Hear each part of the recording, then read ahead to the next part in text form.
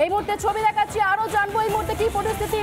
সৈকত, আরো একবার তুমি যদি আমাদেরকে বলো এই মুহূর্তে কি অবস্থা।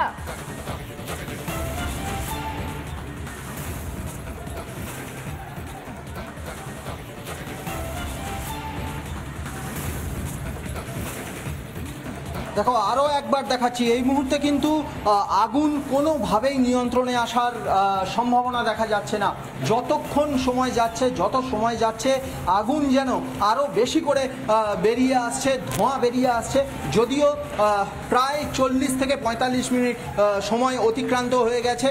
এখনো পর্যন্ত প্রথমে আমরা এসে দেখেছিলাম এই বিল্ডিংয়ের কিচেন রুমের পুরোটা আগুন লেগে গেছে, লেলিহান শিখা বেরিয়ে আসছে। তবে এই মুহূর্তে এই কিচেন রুমের আমরা যেখানে যে বিল্ডিংয়ে রয়েছি, আমরা যেখানে রয়েছি তার বাঁ দিকটায়, অর্থাৎ কিচেন রুমের ডান দিকটা থেকে এই মুহূর্তে আগুন গল গল করে বেরিয়ে আসছে। এই আগুন, ধোঁয়া সমস্ত কিছু সরাসরি দেখাচ্ছি আমরা রিপাবলিক বাংলা। পরিস্থিতি নিয়ন্ত্রণে আসার কোনো লক্ষণ নেই, কিন্তু দমকলের 7টি ইঞ্জিন যুদ্ধকালীন পরিস্থিতিতে কাজ করছে। এখনও পর্যন্ত ধোঁয়া বেরিয়ে আসছে, সাদা ধোঁয়া, কালো ধোঁয়া যেহেতু বেরিয়ে আসছে, তাই দমকল কর্মীরা যেটা অনুমান করছেন এখনও বেশ কিছু দাহ্য পদার্থ, বা যেহেতু কিচেন রুম তাহলে হয়তো কোনো সিলিন্ডার থাকলেও থাকতে পারে, যার জন্যেই কিন্তু দমকল কর্মীরা এই আগুনটাকে কোনোভাবেই ছড়িয়ে যেতে দিতে চাইছেন না। প্রথম দিকে দমকল কর্মীরা যেখানে সাধারণ মানুষ তারা কি বলছেন, যারা প্রত্যক্ষদর্শী ছিলেন তারা ঠিক কি জানাচ্ছেন? একই সঙ্গে প্রশ্ন যে তার এই রেস্তোরাঁর ভিতরে কি কোনোভাবে অগ্নি নির্বাপন ব্যবস্থা ছিল না?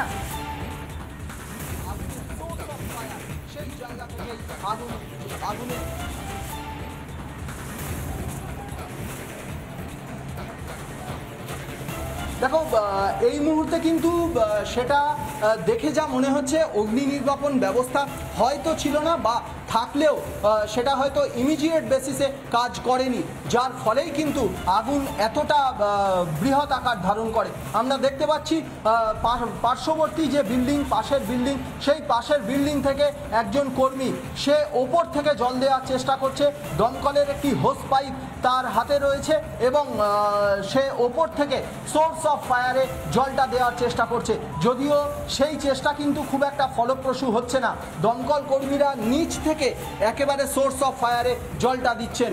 আমরা সরাসরি দেখতে পাচ্ছি যেটা জলের যে ফ্লো আছে সেটা কিন্তু নিচের দিক থেকে ওপরে, অর্থাৎ নিচের দিকে এখনো পর্যন্ত সোর্স অফ ফায়ারে নিচ থেকে জল দিচ্ছেন। পাশের বিল্ডিংয়ে যারা রয়েছে সেই বিল্ডিংয়ে দমকল কর্মীরা বা পাশের বিল্ডিংয়ের কর্মীরা সেখান থেকে ওপর থেকে জলটা দিয়ে যাতে আগুনটা তাড়াতাড়ি নেভানো যায় সেই চেষ্টা করছেন, কিন্তু সেটা কিন্তু খুব একটা ফলপ্রসূ হচ্ছে না। প্রায় 40 থেকে 45 মিনিট, 50 মিনিটের বেশি সময় অতিক্রান্ত হয়ে গেছে, এখনও পর্যন্ত আগুন নিয়ন্ত্রণে আসেনি। 24 পার্ক স্ট্রিটে আগুন লাগে। এই আগুন কিন্তু একটি রেস্টুরেন্টের কিচেন রুমে লাগে। স্থানীয় যারা ছিলেন, স্থানীয় ব্যক্তিরা তারা যেটা জানিয়েছেন এটি কিচেন রুম, এবং এই রেস্টুরেন্টের মালিক যিনি মালিক এবং তার সহকারী তারাও জানাচ্ছেন এটি কিচেন রুম, এবং এই কিচেন রুমে প্রচুর পরিমাণে বা বেশ কিছু গ্যাস সিলিন্ডার থাকতে পারে, সেই জন্যে কিন্তু এর কাছাকাছি কাউকে যেতে দেওয়া হচ্ছে না। কিন্তু রিপাবলিক বাংলায় যে ভিজুয়ালস আমার video journalist Rajshekhar Das exclusive দেখাচ্ছে, সরাসরি দেখাচ্ছি আমরা, সেই ভিজুয়ালস দেখে বোঝা যাচ্ছে আগুন কিন্তু এখনো পর্যন্ত নিয়ন্ত্রণে আসেনি। নিয়ন্ত্রণ তো দূরের কথা, আর ধোঁয়ার পরিমাণ যেন ধীরে ধীরে বেড়ে যাচ্ছে, যার ফলেই কিন্তু দমকলের সংখ্যা আরও বাড়তে পারে এমনটা আন্দাজ করা হচ্ছে। কালো ধোঁয়ায় এই মুহূর্তে ছেয়ে গিয়েছে। যে জায়গা থেকে, যে জায়গাটায় আগুন লেগেছিল তার সাইডে আগুনটা কিন্তু ছড়িয়ে পড়ার একটা সম্ভাবনা দেখা যাচ্ছে। কিচেন রুমের ওপরে যে টিনের শেড, সেই টিনের শেডটি একেবারে নষ্ট হয়ে গিয়েছে, এবং এই মুহূর্তে দমকল কর্মীরা তার পাশে থেকে জল দিচ্ছেন। সোর্স অফ ফায়ারে বেশি করে জলটা দেওয়ার চেষ্টা করছেন দমকল কর্মীরা, যাতে আগুনটা যেখানে লেগেছে সেখানেই অ্যারেস্ট হয়। কারণ এর পাশেই একটি বড় বিল্ডিং রয়েছে, বহুতল রয়েছে, পার্ক স্ট্রিট অফিস পাড়া, প্রচুর কোম্পানি, প্রচুর শপ, প্রচুর শোরুম আছে, এবং তার সঙ্গে রয়েছে প্রচুর এসি, একাধিক এসি রয়েছে। তাই আগুন যাতে পাশের বিল্ডিং এ অন্য কেউ বন্ধ আছে, অন্য কেউ নিয়েছে, তারা বলে কাজ করাচ্ছে ওপরে। আচ্ছা, আর উপরে কি আছে? ওপরেই নিচে জানি না কি আছে, ও তো বার ছিল একটা, এখন বন্ধ আছে, অন্য কেউ নিয়েছে, তারা কাজ করাচ্ছে মনে হয়। আচ্ছা, ক্যাফেটা কি বন্ধ ছিল? হ্যাঁ, বন্ধ ছিল। নিচের ক্যাফেটা? নিচেরটা এত চালু আছে। উপরেরটা কাজ চলছে? হ্যাঁ, কনস্ট্রাকশন চলছে। গ্যাস সিলিন্ডার কিছু আছে? সেটা তো আমরা বলতে পারবো না, আমরা তো ব্যাংকের ভেতরে থাকি। আচ্ছা, ব্যাংকের ভিতরে থাকেন? হ্যাঁ, আমি তো ব্যাংকের সিকিউরিটি। কখন মানে দমকল আসার পর কি সব কিছু খালি করে দিয়েছে? সব খালি করে দিয়েছে। আচ্ছা, আপনি কি এখানে স্টাফ? আমি তো ব্যাংকের স্টাফ, আচ্ছা, ইউনিয়ন ব্যাংকের। আগুন লাগছে? আমি ভিতরে ছিলাম, আমি এতটা দেখিনি। যখন আমি 11টার সময় বেরোই দেখছি প্রচুর ধোঁয়া উঠছে, ঠিক আছে। আমাদের ওই শিগুরিয়া ঘোষদা ওই দেখেছি, যা দেখেছি।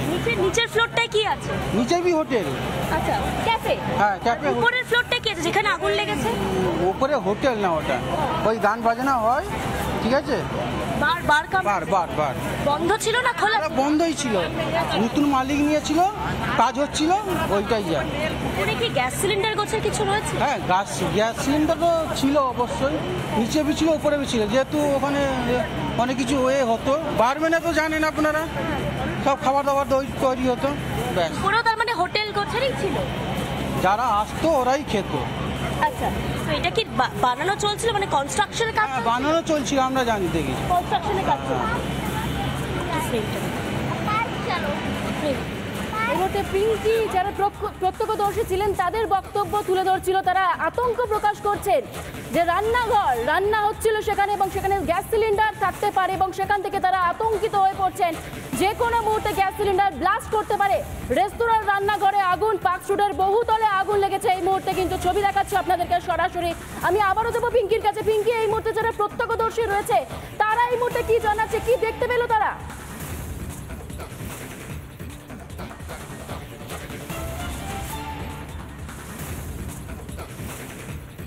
পার্ক স্ট্রিটের বহুতলে আগুন, একেবারে দাউ দাউ করে আগুন লেগেছে। 24 পার্ক স্ট্রিট রোড রেস্তোরাঁর রান্নাঘরে আগুন। আপনাদেরকে শোনাচ্ছিলাম যারা প্রত্যক্ষদর্শী রয়েছেন তারা জানাচ্ছেন যে এটি একটি রান্নাঘরের মধ্যে আগুনটি লাগে। আমি আবারও সৈকতের কাছে যাব। সৈকত, এই মুহূর্তে 7টি টেন্ডার এই মুহূর্তে ঘটনাস্থলে পৌঁছেছে, তবে যারা প্রত্যক্ষদর্শী তারা যে আশঙ্কা বা যে আতঙ্কে রয়েছে যে সেখানে সিলিন্ডার থাকতে পারে।